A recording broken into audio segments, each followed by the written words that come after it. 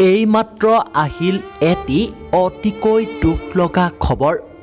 জনপ্ৰিয় অভিনেতা কিশোৰ দাসৰ আহিল দেহাৱসানৰ খবৰ।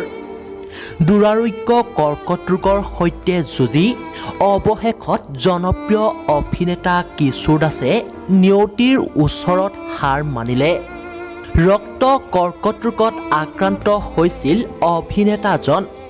উন্নত চিকিৎসাৰ বাবে কিছুদিন পূৰ্বে চেন্নাইলৈ গৈছিল। অৱশেষত শনিবাৰে চেন্নাইত চিকিৎসাধীন অৱস্থাতেই শেষ নিশ্বাস ত্যাগ কৰে জনপ্ৰিয় অভিনেতা কিশোৰ দাসে। অভিনেতাজনৰ মৃত্যুৰ খবৰে শিল্পী সমাজৰ লগতে সমগ্ৰ অসমবাসীৰ মাজত শোকৰ ছাপ পৰিছে। শেষত আমাৰ ফালৰ পৰা কিশোৰ দাসৰ বিদেশী আত্মাই যেন চিৰশান্তি লাভ কৰে তাৰ বাবে নেদেখাজনৰ ওচৰত প্ৰাৰ্থনা জনাইছোঁ।